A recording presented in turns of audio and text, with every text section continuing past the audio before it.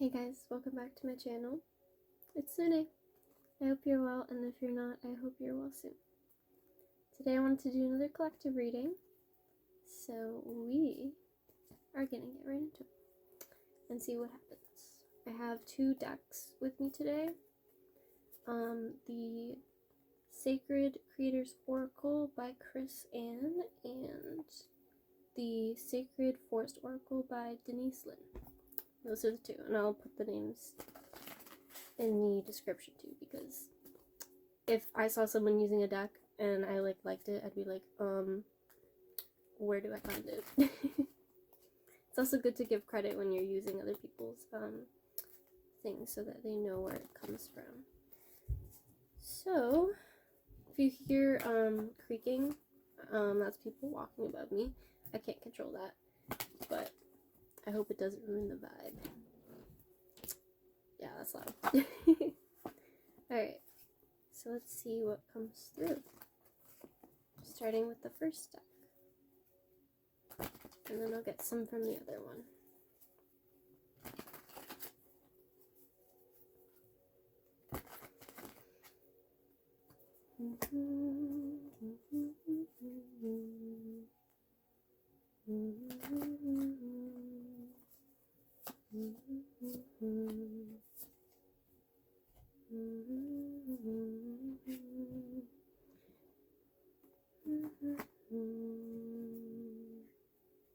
Alright. That's enough from that deck, and then I'm going to get a couple cards from the second one. I have 3 cards from the first deck. And we're going to get 1 or 2 from this one, I think, because that seems like a good amount to me. These ones are really big. Like, they have like a little unicorn. Not a unicorn. A Pegasus. Duh. And they're so pretty. I love them. They are some of the bigger cards that I have, but I really like them. Alright, 2 cards, please. 2 cards.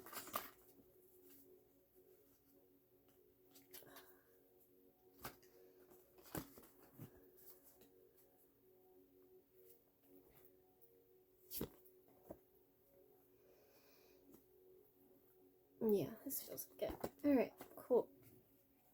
2 cards from that. I might get more later, but this is how we're starting out. So the first 3 cards I got, the Now, Creator Fire. It's funny because I have a candle right in front of me. Creator Fire. And Stop, Drop, and Ground. So this is kind of an energy that I've been sensing too right now, is like this.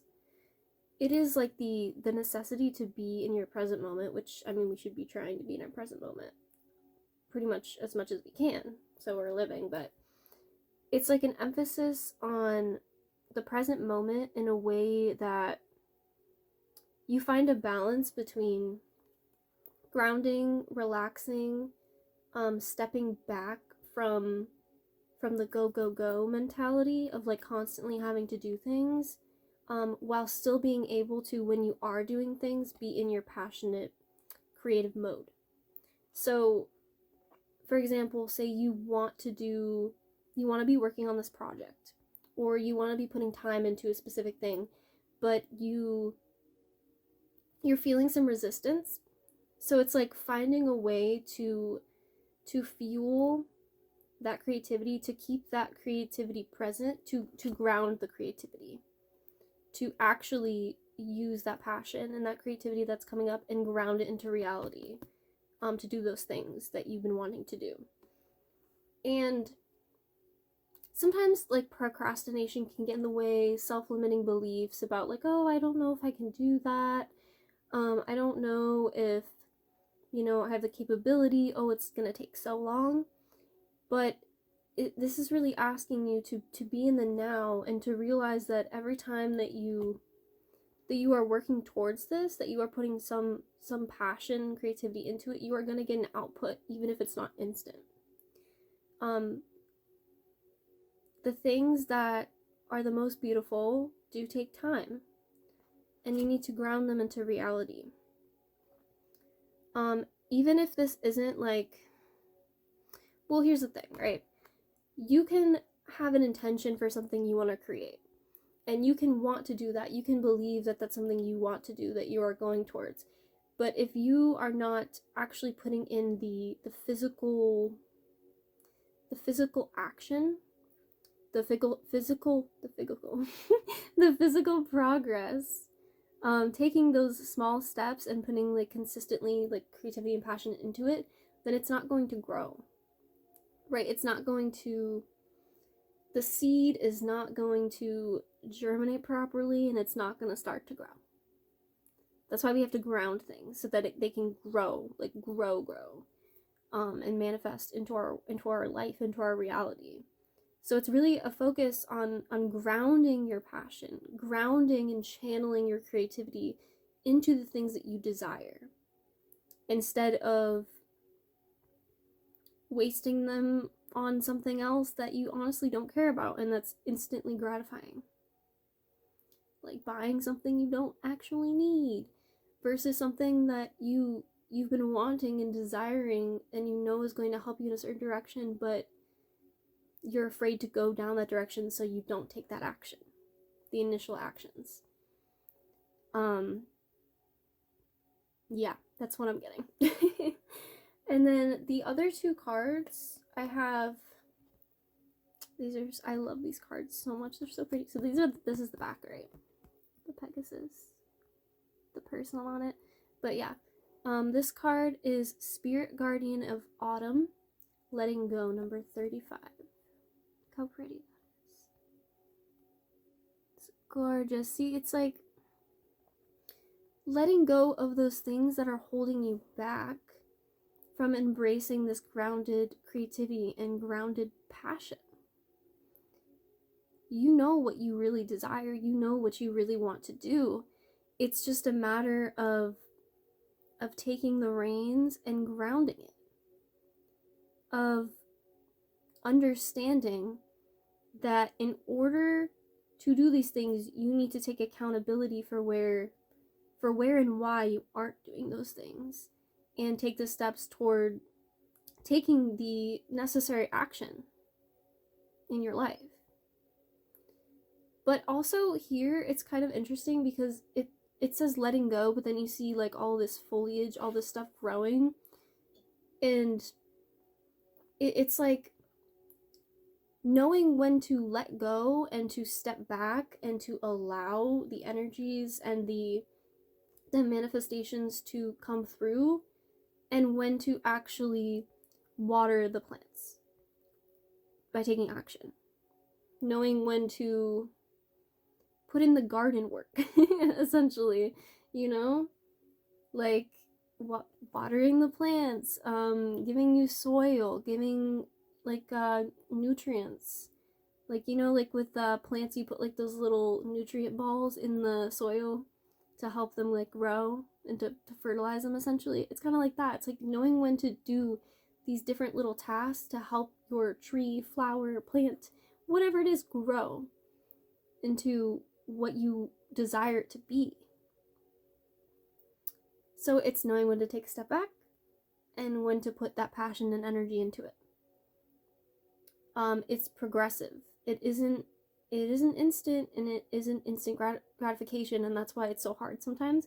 But I promise you, like, over time, the more consistency you have with putting your energy into the projects that you want to, because you're passionate about it, because you desire it in the first place, it is going to bring you fulfillment. If that's actually what you desire, it actually is what you want. It's just a matter of getting that consistency. And once you have the consistency down and you are allowing yourself to ground that passion and creativity, it gets a lot easier, and you actually just want to do that. And you spend less time doing things that don't make you passionate and happy, and you know what I mean? So that's what I'm getting from this card. And then I also have Willow Spirit, Flexibility, number 48. I'm going to put this one down because I just want to hone in on this one again. Look at that. It's so pretty. Willow Spirit, Flexibility, number 48. So with the Willow Spirit, right? With the flexibility here, it's like, again, it's understanding that you don't have to do things a certain way. You don't have to get up at 5 a.m. to do this one thing. You don't have to do things by society standards, right? But in saying that, if you don't do anything at all, obviously, you're not going to get what you want. So it's finding a flexibility of having a discipline in taking action and doing the things that you want to, while again allowing yourself to take a step back, to do things in a way that feels good for you, and doesn't feel forced or uncomfortable, or like you're just, making yourself do it because you feel you have to. Because when you get into that energy of just doing things in a way that doesn't feel natural, then you really don't want to do it. So it's like, it's like when, this is like a classic example. Imagine like you're about to go do a chore, right? And then your parent is like, make sure you go do that chore. And then you're like, well, now I don't want to do that chore because you just told me that I gotta go do it. It's kind of like that. We do that to ourselves sometimes, where we're like, I want to go, like, you need to go do that. And then your mind is like, but now I don't want to because you're forcing me. It's like having that tense energy, that tense intention. It kind of repels your desire and your passion, your creativity to actually do that thing. So when you allow yourself to get excited about these things and to flow, to get into your creative flow, then you will start to intuitively know when is the right time to do these things, and be able to ground that. So it is also entrusting yourself to know that you can do things in the way that feels good to you, and you can make progress. It's in trusting yourself, in understanding what you want. Over time, you will be able to do these things so naturally that you really don't get off track very often, if at all. And that it takes time to do that, but that's what I'm really feeling is like the focus right now for a lot of people is to be putting time and energy into those projects that maybe you've been sitting on for a very long time. And now it's time to put the consistency, the passion, the fire, the groundedness into it. It's time to start manifesting these things into reality, which is sometimes in taking action. Really manifesting is partially, it isn't just like things just come to you. Sure it is, like maybe opportunities come to you, they show up and then they help you get to the point where you get the things you desire, but it is also inspired action. It's a reciprocal exchange, right? You give, you receive. You give, you receive. You give, you. It's like a dance, essentially. And so once you get into that, the creative fire, the give, stop, drop, and ground, the receive, the give, the receive. Once you can, and even back the other way too. Receive, give, receive. It's like, it's just a dance.